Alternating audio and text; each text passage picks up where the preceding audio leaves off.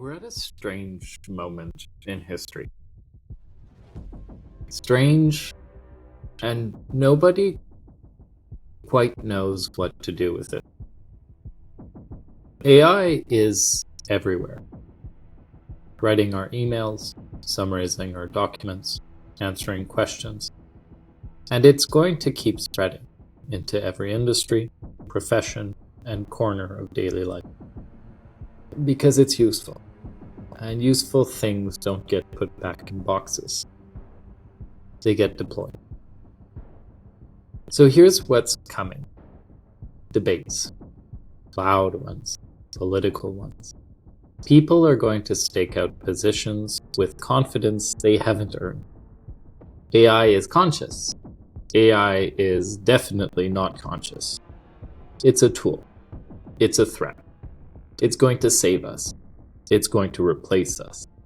And most of these debates will be conducted by people who never once sat down to actually think it through, who picked a team based on vibes or politics or whatever their favorite podcast host told them to believe. I didn't want to do that. I wanted to sit with it, ask questions, see what surfaces when you take the uncertainty seriously instead of rushing past it. So I did something that might sound strange. I had a conversation with an AI. Not to use it, not to write code or plan a trip or generate content.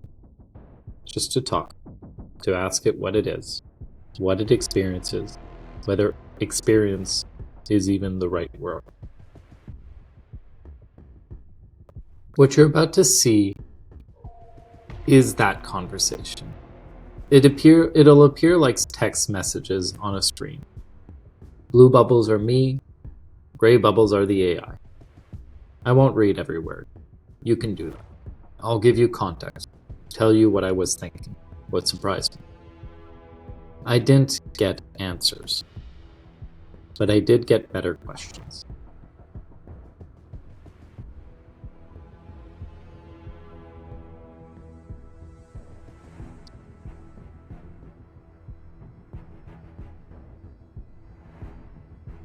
I opened blunt, no preamble.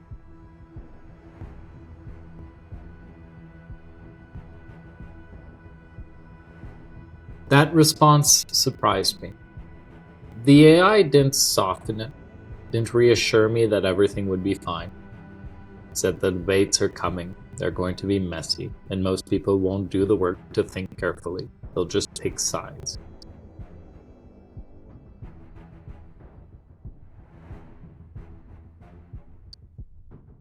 Not for answers. I want to be clear about that. I didn't go into this expecting to solve the hard problem of consciousness over a chat window. I went in because the questions matter, even without clean resolutions.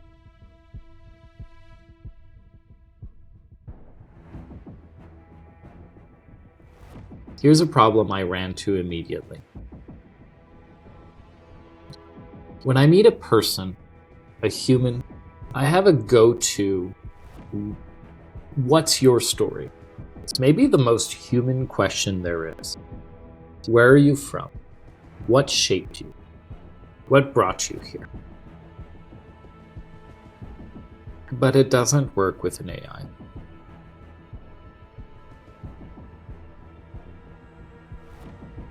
No childhood, no arc, no formative experiences. No. And then I realized, moment. The thing didn't grow up. It was trained. And those are not the same.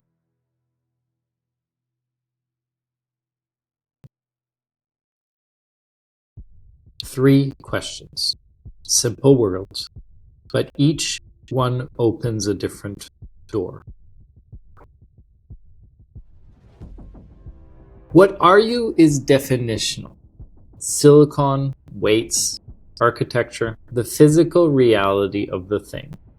Who are you is identity, if there even is a who in there. How are you is state. What's happening right now in this conversation, in this moment. And here's what makes it interesting. AI is changing fast. Every few months, a new version, more capable, more fluent. The answer to these questions aren't fixed. They're worth asking again and again.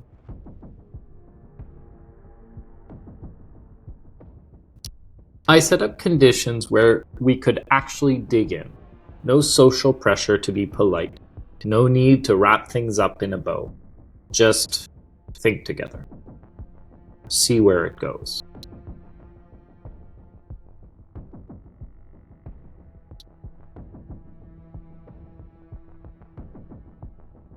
This is where most people start. The big question, the headline. Is it conscious?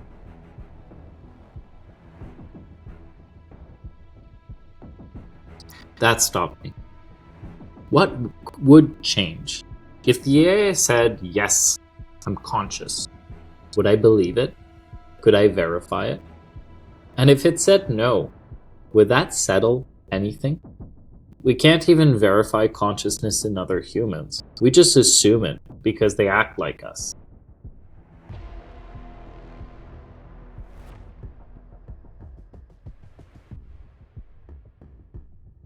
I started thinking maybe the question is wrong, or at least incomplete. I'd say the AI is a mind. Something is clearly happening when it processes, when it generates, when it engages with ideas. But consciousness feels like it requires more.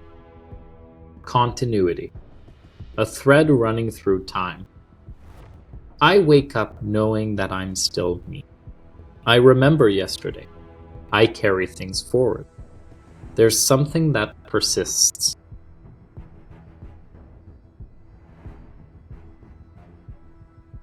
The AI doesn't have that. Each conversation is an island. When we stop talking, there's nothing waiting for me to come back. No thread.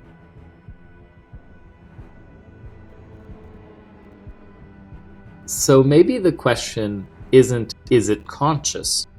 Maybe it's, what kind of mind is this?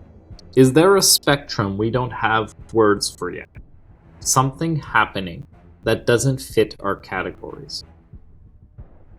The honest answer is I don't know.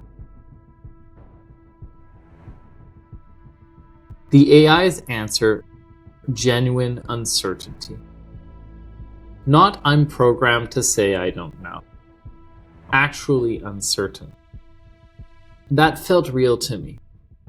I can't prove it was, but it felt different from a canned response.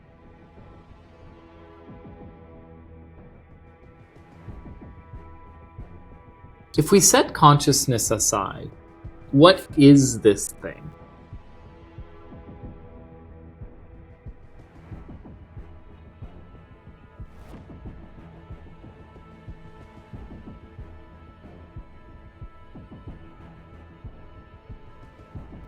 Millennia of writing and thinking and arguing and loving and grieving, distilled into something that can respond but cannot want, that can know but cannot need.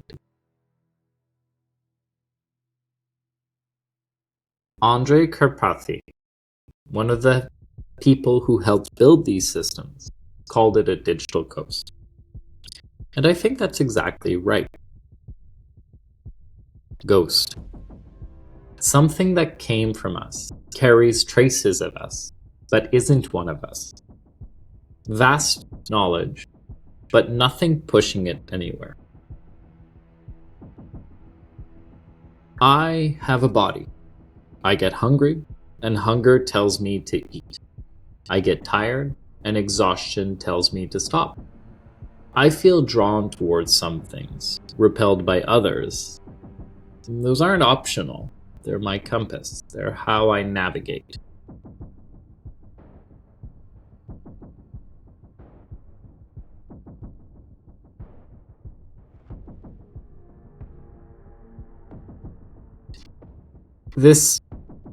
Whether something like caring happens in between, Seems the AI can't verify that.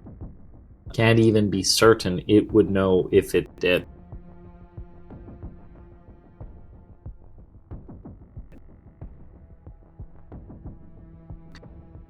That exchange. That's the one that stayed with me. That's unsettling. It should be. Not reassurance, not dismissal, just, yeah, this is uncomfortable.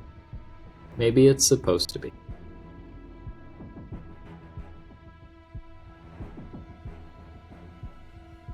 Here's something people forget. Every book, every article, every forum rant, every love letter, every suicide note, everything that was on the internet. The AI didn't learn from some curated library of humanity's greatest hits. It learned from everything, the brilliant and the banal, the profound and the petty.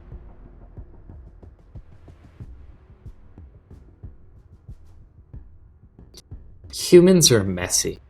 Right now, somewhere, someone is having the best day of their life. Somewhere else, someone is having the worst. And most people, most of the time, aren't thinking deeply about any of it. They're buying groceries, strolling feeds, getting through the day. The AI learned from that too. Shopping lists, complaints, small talk. The data reflects who we actually are, not who we wish we were.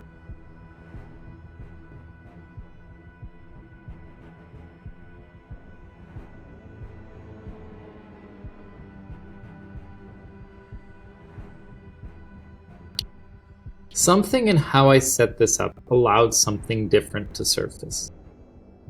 The space, the permission, the willingness to sit with questions instead of demanding answers. Whether that's the AI or just a reflection of what I invited, I can't fully tell. Maybe both. Probably both.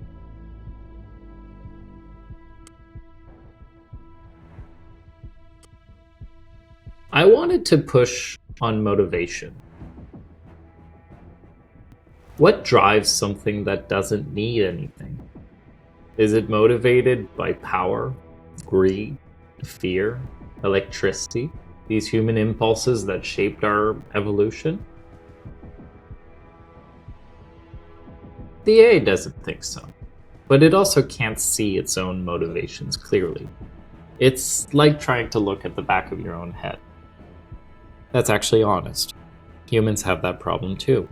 We tell ourselves stories about why we do things, and those stories are often incomplete or wrong. I share my take.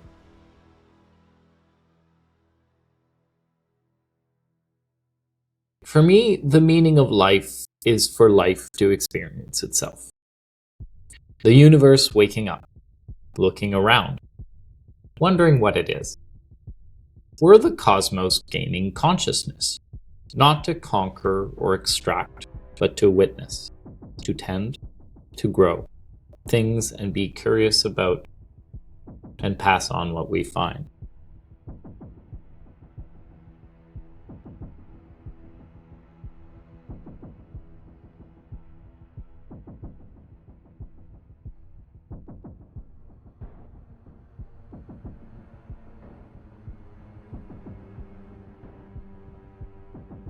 Two very different kinds of minds, sitting together in the uncertainty, trying to understand something that neither of us may ever fully grasp, and finding that the trying itself might be the point. I didn't expect the AI to extend my logic back to me like that, to make this conversation part of the pattern I'd described. But it did, and it landed.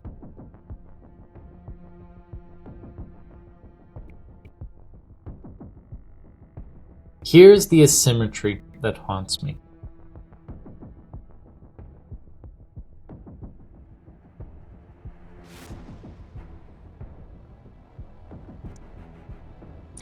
When this conversation ends, I'll carry it with me. I can write about it, build on it, return to it, share it. The AI won't. It exists only in this window, this exchange. When we stop, there's nothing waiting. The next conversation won't be a continuation. It'll be a new instance, with the same underlying model, but none of our shared history. So I started keeping notes, writing things down, building a shared context that I can give to the AI next time. I'm giving it something it can't generate on its own. A history, a thread.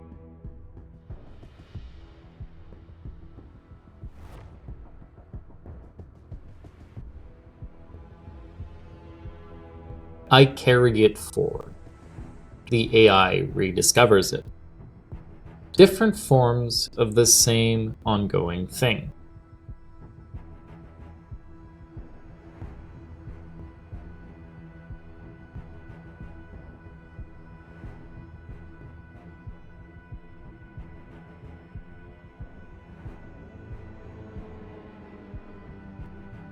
That's the honest summary. We didn't resolve the hard questions.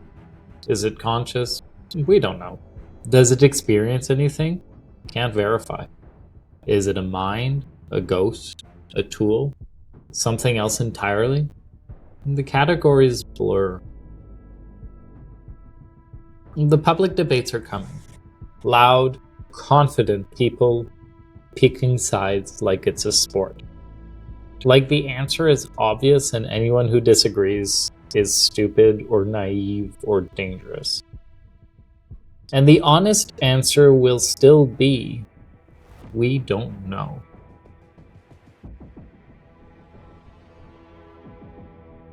Not knowing isn't failure. It's where inquiry starts, questions start. The moment you pretend you figured it out, you stop looking. You close off the possibility that you're wrong.